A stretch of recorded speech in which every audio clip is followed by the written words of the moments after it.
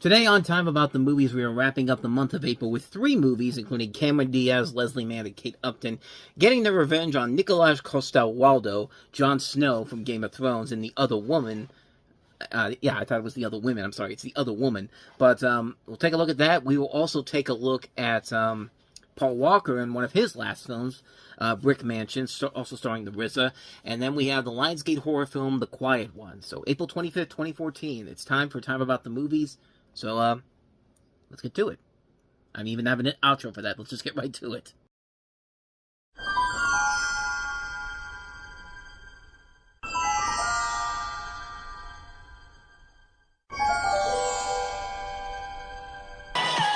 You're the weirdest friends ever. We are the weirdest friends ever. What is up with your hot brother? No, you can't have my husband and my brother. That's being very greedy. Man, I love this movie so much. Welcome to Time About the Movies, everybody. Today we are taking a look at the 3 films of April 25th, 2014. And our first movie is The Other Woman. And I'll say this, it was a very interesting year in 2014 for Cameron Diaz because she was in 3 movies. All 3 of them were not well received critically, but 2 of them I actually did really like a lot. The one in the middle I think is her absolute worst one, and yet this was the year where she made these 3 films and then she just decided to retire from filmmaking. I mean, she came back not too long ago with what was that movie she was in with Jamie Foxx? I think it was now I can't remember the title of it. Back in Action was what it was called. I never got to... I don't think I remember seeing it, actually, so I don't know if it was any good or not, but judging by the reviews for it, it probably wasn't that strong. But then again, these movies are kind of hard to fit... These buddy action comedies are kind of hard to get down critically. Like, critics may not like them, but, you know, some of them could actually turn out to be pretty good. I mean, we just covered one on this particular show not too long ago, Ride Along, which was kind of fun. But, yeah, she's kind of back into the form after a long period of time overall, but... honestly, the movies she was in 2014 were not that bad. This one in particular, I think, was actually probably my second favorite of the bunch. We'll talk about the other 2 as we go through the year, but after discovering her boyfriend Mark, played by Jon Snow, is married, Carly, played by Cameron Diaz, tries to get her ruined life back on track.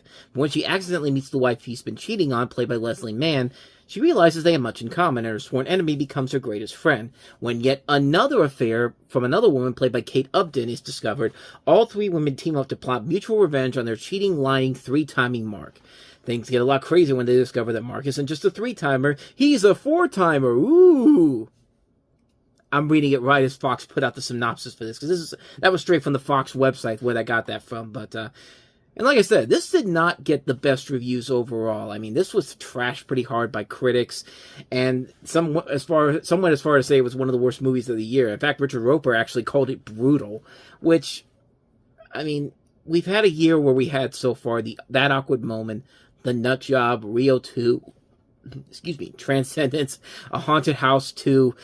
I think those are much, much worse movies than this was. I actually did kind of enjoy this movie. It's not laugh out loud funny, but it certainly kicks the crap out of a lot of other bad movies. Like, the worst part about the movie to me was that their lazy attempts to put in raunchy comedy. There's literally parts of the movie where they're just trying for that R rating so hard. They have Kate's dog shitting on the floor. And I was not laughing at that. I mean, I was the only one. I was not laughing at it at all when I saw this film. Like, it was like everybody else was laughing at the scene. I'm thinking to myself, I'm like the grumpy cat meme, just looking at everybody and going like, these motherfuckers right here. And speaking of shit jokes, there's another one where Cameron Diaz's character puts laxative in Jon Snow's drink, and he gets explosive diarrhea to the point where he shits himself and you hear the noise. And I'm just gonna say this. If there's ever one shitting yourself scene you're ever going to top, you're never going to be able to top, it's Dumb and Dumber. Van Wilder came close, even though basically it used the same noises from Dumb and Dumber in Van Wilder. Seriously, watch those scenes back to back, and you can tell that they're the exact same sounds from Dumb and Dumber in Van Wilder too. But I mean, But yeah, this is something. It's a stuff where it's just kind of like, okay, you're really pushing it with the grouse out humor, and you really do not like Mark at all. You don't like this guy in the fact that it's just that it's not just in the way the movie wants you to hate him, but also in the fact that the dude is a dumbass because He gets all these women, and yet he comes up with the most stock answers in order to get out of each situation he's placed in. He's using lines like, oh, I gotta go on a business trip again, which is all a woman needs to basically figure out that her husband's cheating on her, which, by the way, is another problem with the movie. These girls never figure something odd is going on until it's literally shown right in their faces. I mean, you want to make the argument that women are stupid, are a little too stupid for their own good, which is not a very good message overall, but this is pushing it way too far. The biggest problem with the movie, and it really is something where a much better movie did this much better. I mean, this is basically a copy of the first Wives Club, except get these much younger women, instead of using a Bette Midler, Goldie Hawn, and Diane Keaton, replace them all with Cameron Diaz, Leslie Mann, and Kate Upton. I mean, Bette Midler herself even made a Facebook post talking about it, saying that, The Other Woman opens this weekend. It's about 3 women getting revenge on the man who wronged them. Why does that sound familiar? And yeah, the first Wives Club is definitely the much better movie. But again, it's not to say that this movie isn't a complete and utter mess. On the contrary, there's a lot of stuff I actually did like about the movie. While there may not be as many good laughs in this movie, there are funny moments all around. Nothing too memorable. The story itself moves at a good enough pace for the romantic comedy cliches. But the romantic comedy cliches really put the movie at a pointless, unnecessary standstill. It's just kind of like, we're really going to do this at this point in the film. The ending of the film is your typical get-even climax. Again, ripped straight out of the first Wives Club, and while it is incredibly stupid, I just love how it got more and more ridiculous as it went on. Like, there's a part where they basically, as you see in the trailer, they figure out that Mark is doing some shady business stuff behind the scenes, and so they basically bring her into Cameron Diaz's office, and basically they show him everything about how, he's screwing everybody over, and he's probably going to go to jail. And so after they get everything from this dude, he tries to leave the room, knocks into the one of the many glass doors instantly, and busts his nose. Like, I've had my nose broken once before when a football hit me, but a la Marsha from the Brady Bunch. But I'm sorry, just by hitting your nose like that, you instantly bleed like he does here. Like, it's like ketchup all of a sudden just ran out of his head. Like, you have to be running like crazy to get to that door. And if you think that's not dumb enough, after he goes to his accounts to see that everything his wife was telling him was true, he then slips and falls right into several walls made of glass, causing all of the glass to break in that room. I mean, Jesus Christ, how the hell does a building like this get through inspections with easily breakable glass like this? I can see the building inspector going like, you ladies know that this glass is not very solid overall, right? What's going on here? It's just like, and I know I'm putting more logic into this scene in general, but you can't help but think that at the same time. It's just like, the Hulk would have no trouble just busting through those he wouldn't even have to do anything. He'd just have to just walk around, and all of a sudden, just like, what the hell? Like, I don't know. Like, I was just laughing at how silly that scene is. It's a stupid scene, but I loved how they just played it straightforward overall in that. But the best thing about the movie, I think, is the chemistry between the 3 leads. Diaz, Mann, and Upton. I think they work off each other very well. And for a movie that does this stuff, that's done stuff that's been done to death so many times, it's the one thing that can help you through the film, and their moments on screen do propel the film to make it watchable. I like the fact that Kate Upton wasn't just put out as a completely ditzy character like the trailer made it out to be. She could have easily been the ditz of this group, but not to the insane levels that the trailers made her out to be. Like, she could be in the film, but nowhere near as bad as it could have been.